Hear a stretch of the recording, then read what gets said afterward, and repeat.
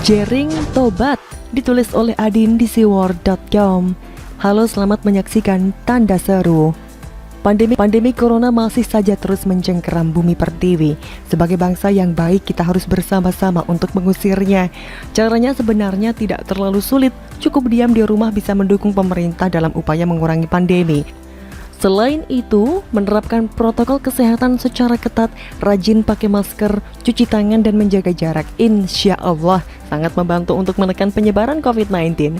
Salah satu penyebab utama COVID-19 sulit musnah karena umat manusia abai terhadap protokol kesehatan. Setidaknya ada 3 kelompok orang menyikapi COVID-19 ini.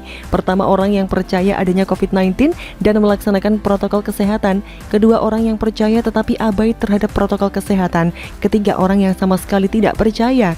Orang-orang ini pasti abai terhadap protokol kesehatan. Orang yang tidak percaya cenderung mengeluarkan pernyataan-pernyataan yang bersifat ajakan untuk tidak melaksanakan protokol kesehatan. Berbahaya lagi apabila orang-orang yang termasuk kelompok ini merupakan orang yang berpengaruh, seperti para ustadz, ustazah, ulama, dan para tokoh masyarakat, karena warga cenderung mempercayai perkataan mereka. Memang pada kenyataannya ada ustadz, tokoh masyarakat, artis yang tidak mempercayai adanya COVID-19. Sebenarnya percaya dan tidak merupakan hak masing-masing, wajar-wajar saja. Tetapi jika menyampaikan kepada orang lain, apalagi mengajak orang lain untuk tidak percaya, sungguh akan berbahaya karena sama saja ikut menyebarkan COVID-19. Di tempat saya di pengajian, Ustadz sering menyampaikan seolah dia tidak percaya COVID-19. Menurut mereka dari dulu batuk pilek dari dulu sudah ada. Hanya sekarang saja gejala tersebut disebut COVID-19. Pernyataan-pernyataannya sungguh berbahaya. Dikhawatirkan warga mendengarkan perkataan Ustadz ini dan jadi abai terhadap protokol kesehatan. Salah satu artis yang tidak percaya COVID-19 adalah Jering. Banyak orang sudah tahu orang ini karena pernah dipenjara 10 bulan karena menghina lembaga ID sebagai kacung WHO. Seharusnya Jering tobat dengan segala tindakannya, karena jika tetap ngotot bukan tidak mungkin Jering akan kembali di penjara. Sebenarnya jika tidak percaya bisa saja, tapi jangan sampai mengurusi orang lain, berkuar-kuar di media sosial, menyebut orang lain di endorse COVID-19 dan sebagainya. Lebih baik urus saja diri dan keluarga sesuai dengan keyakinannya. Ketika di penjara Jering mungkin tobat, tetapi ketika sudah keluar tobatnya terlupakan dan kembali ke karakter aslinya dengan ketidakpercayaannya terhadap COVID-19, dan akhirnya Jering kembali harus berurusan dengan hukum. Kini Jering kembali harus berhadapan dengan hukum karena diduga telah menuduh orang lain menghilangkan akun IG-nya. Pegiat media sosial Adam Denny menutup pintu maaf bagi musisi Jering. Adam Denny menegaskan dirinya tidak akan mencabut laporan terhadap Jering soal pengancaman yang kini diproses di Polda Metro Jaya. Adam Denny mengaku sempat dihubungi oleh Jering siang tadi, Rabu 14 Juli. Hal itu diungkap oleh Adam Denny setelah menjalani pemeriksaan di Polda Metro Jaya. Adam Denny bersikap acuh. Ia mengaku tidak akan membuka pintu komunikasi lagi dengan drummer band Superman Is Dead itu. Adam Denny sudah membuka peluang untuk mediasi, namun hingga dirinya melapor polisi, Jering tidak pernah punya etikat baik terhadapnya untuk meminta maaf.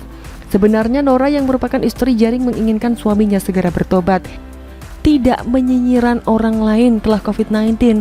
Nora menginginkan suaminya lebih fokus kepada keluarga supaya lebih bahaya dan segera mempunyai momongan. Mungkin menurut Nora lebih baik fokus dengan keluarga, bukan terus mengurusi COVID-19 yang bukan merupakan bidangnya. Sebagaimana menurut Gubernur Jawa Barat Pak Ridwan Kamil, bahwa jika bertanya harus kepada ahlinya. Jika ingin bertanya tentang musik, bertanyalah kepada pemusik atau para musisi. Jika ingin mengetahui tentang kesehatan, bertanyalah kepada para ahli kesehatan. Jadi jika ada musisi mengeluarkan pendapat tentang COVID-19, jangan langsung dipercaya. Lebih baik di cross check terlebih dahulu. Dan bagi masyarakat diharapkan berkomentar tentang COVID-19 dengan baik. Jangan bersifat provokatif, apalagi hanya berdasarkan referensi dari media sosial. Karena media sosial bukan merupakan sumber referensi yang valid. Lebih baik dapatkan referensi dari portal berita mainstream dan berita dari televisi swasta nasional. Kini Jering kembali berurusan dengan hukum. Apakah dia masih ngotot dengan pendapatnya atau bisa tobat dengan sesungguhnya? Kita nantikan saja. Yang pasti semoga pandemi corona ini segera berakhir. Bagaimana menurut Anda?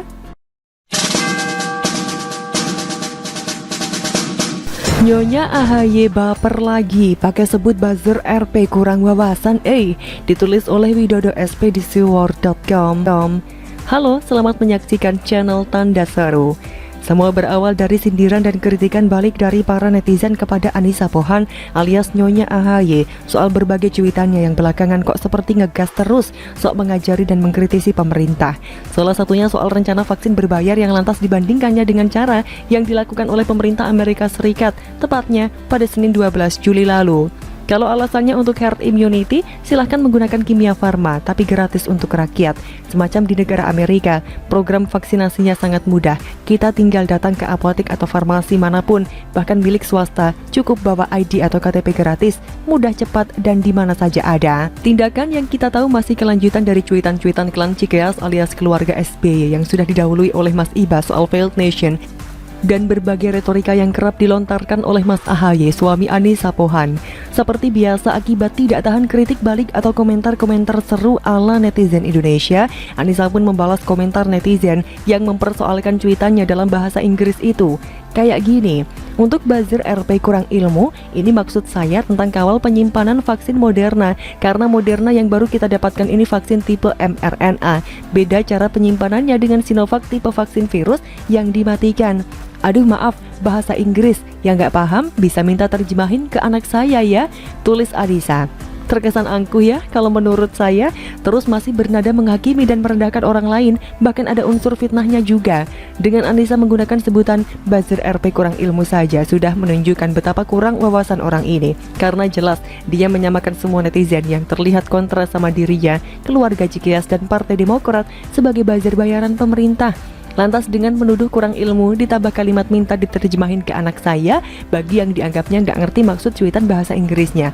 Jelas bikin sewot, tapi juga bisa bikin ngakak seluruh Indonesia. Lo pikir yang jago bahasa Inggris cuma keluarga Cikeas? Anak lo juga lo anggap jago bahasa Inggris?